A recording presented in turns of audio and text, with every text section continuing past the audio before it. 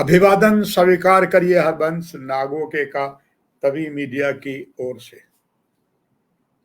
3 चरणों में होने वाले चुनाव के पहले चरण का चुनाव प्रचार आज थम जाएगा और इसके बाद 18 तारीख को मेन साउथ कश्मीर और नीलम वैली की कुल जो उसमें 24 सीटें हैं, 8 जम्मू डिवीजन की, 16 साउथ कश्मीर की, ये मतदान करेंगे। आखिरी दिन भाजपा ने पूरी शक्ति इसमें लगा दी है, केंद्रीय गृह मंत्री के साथ और अनेकों वरिष्ठ नेता, जिसमें एक से एक शख्सियत है और वो सारे जम्मू डिवीजन में आ रहे हैं। उधर कल कांग्रेस ने एक ऐसा तुरुप का पत्ता चला है जिससे निश्चित तौर पर जम्मू के जो व्यापारियों को वो रास आ रहा है और संभवतः कांग्रेस के द्वारा फेंका गया ये तुरुप का पत्ता उन्हें बहुत कुछ दे सकता है। ये बात अलग है कि अगर भाजपा अपने कुछ विरोधियों के संकट में है तो इसमें कांग्रेस भी कम नहीं है और कई जगह पर नेशनल कॉन्फ्रेंस भी कम नहीं है, यानी कि सारे ही एक किश्ती जैसे है। और उधर इंजीनियर रशीद ने आकर एक नई जो बयार बहा दी है, वो सबसे बड़ी अगर चिंता है नेशनल कॉन्फ्रेंस और पीडीपी को है और साथ में कुछ और दलों को भी है जो कश्मीर घाटी के हैं। भाजपा को तो है ही।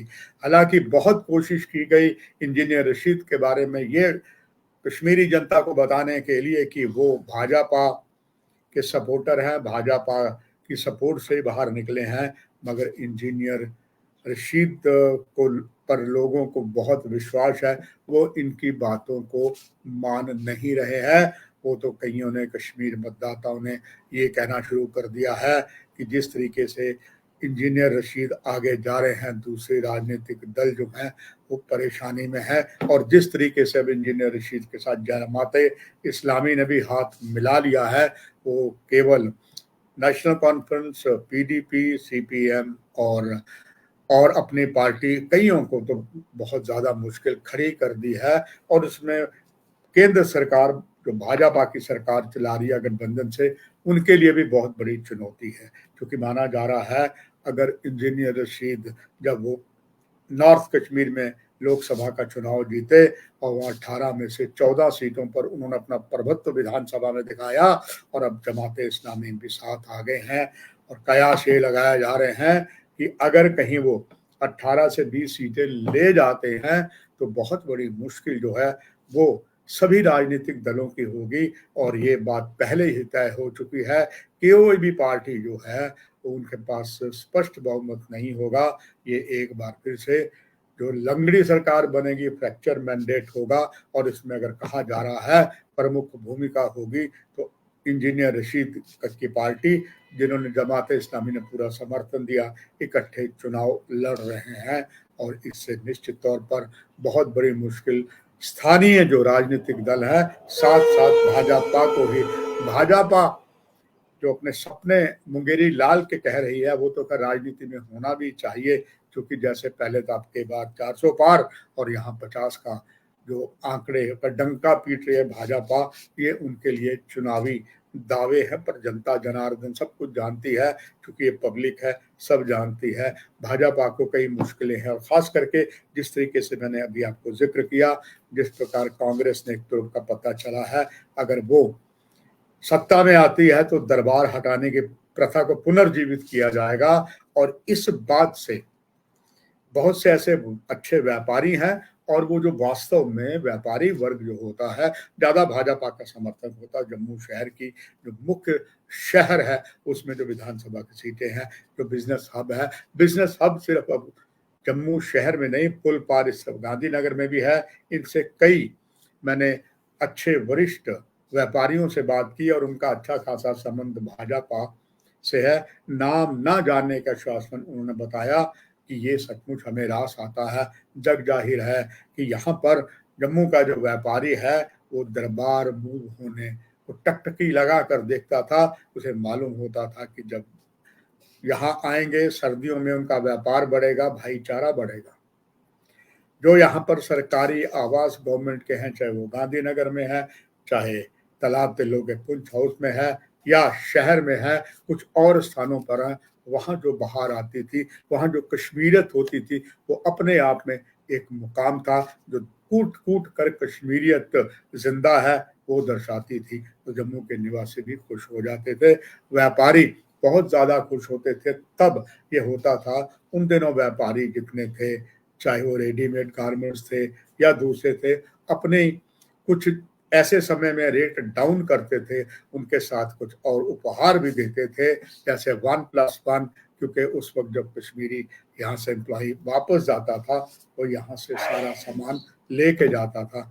यहाँ तक कि अगर जम्मू में एक बात कही जाती थी, ऑटोमोबाइल की बात करें, जो गाड़ी चाहे बड़ी गाड़ी है या छोटी है, यानी कि कार है या ट्रक है, अगर बिल्कुल दुल्हन की तरह सजी है तो समझिए कश्मीर घाटी की है, और अगर नॉर्मल है तो जम्मू की है। हर जो अक्सर कश्मीरी जो अपने वाहन रखता है, वो अपनी गाड़ी को बहुत सजधज रखता है, अच्छी उसमें एक्सेसरी लगवाता है। जम्मू वाले लगाते हैं, उतना नहीं लगाते जितना कश्मीर। तो समझिए ऑटोमोबाइल का बहुत बड़ा काम होता था, वो भी लगभग जम्मू में ठप हो गया था। ये बात मुझे कई ऑटोमोबाइल, खास करके कार एक्सेसरी वालों ने बताया। अब ये अगर कांग्रेस का तुरुप का पत्ता सही बिछ जाता है, तो समझिए जम्मू में भाजपा के लिए एक और बहुत बड़ी मुश्किल आई थी। भाजपा तो पहले ही मुश्किल में है। पूरी ताकत जो है वो नीलम वैली में लगाई गई है। 8 सीटों पर आज केंद्रीय गृह मंत्री भी बोलेंगे, मगर अक्सर अब ये कहा जा रहा है कि आदरणीय जो प्रधानमंत्री आए, उन्होंने जनसभा तो बहुत थी, स्वाभाविक बात है जब इतनी बड़ी शख्सियत आती है, जनसभा बहुत होना कोई नई बात नहीं है, ये तो चलता है, मगर आम लोगों के दिल में कसक थी, और खास करके नीलम वैली की, खास करके ये 8 विधानसभा की सीटें हैं, इसमें भाजपा जो है कैंडिडेट खड़ी है, मगर वो कहते हैं कि यहाँ क्षेत्र में जो विकास हुआ, जो हमसे जातियां हमारे साथ की गई, यहाँ तक उनकी कोई बात नहीं की गई। आतंकवाद दनदना रहा है क्षेत्रों में, उस पर कोई बात नहीं की गई। तो ये लोगों को मलाल है, और ये भी मलाल है जो पर्यटक और यहाँ पर बहुत कुछ और होना चाहिए था, उसके बारे किसी ने एक शब्द का आश्वासन भी नहीं दिया। आज क्या कुछ नई राह केंद्रीय गृह मंत्री लाएंगे, ये तो आने वाला समय बताएगा। और आज चुनाव जो थम जाना है। अगर हम बात करते हैं यहाँ पर जो 8 सीटें हैं, इसमें इतनी आसान राह जहाँ भाजपा की नहीं है, और वहीं पर कुछ ऐसे क्षेत्र हैं जहाँ पर पीडीपी का दबदबा है और नेशनल कॉन्फ्रेंस का ज़्यादा है, और साथ में कांग्रेस का भी।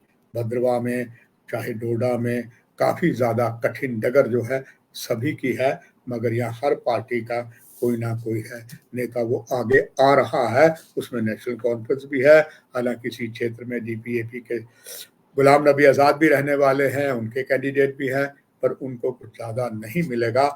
मगर आपस में जो फूट है, वो फूट जो उधर जो है, हर पार्टी को अपने अपने उम्मीदवारों के साथ जो निर्दलीय खड़े हुए हैं या गुस्सा है, वो बहुत कुछ उन्हें जो है नुकसान देगी। यहीं बस नहीं, इस बार पहली बार हो रहा है कि दक्षिण कश्मीर के कुलगाम जिले में तारी गामी जो खड़े सीपीएम की, तीसरी बार वो जीतने की कगार पर थे, मगर कहा जा रहा है उनके लिए भी काफ़ी कठिन डगर है।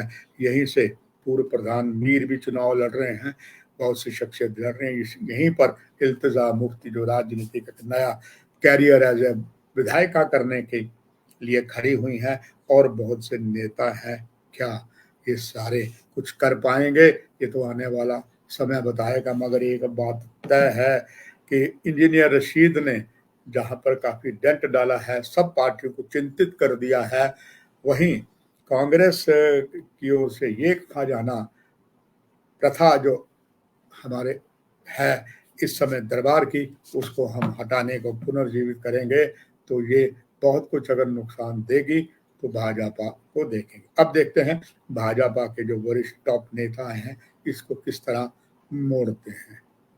इस कार्यक्रम में इतना ही। नमस्कार।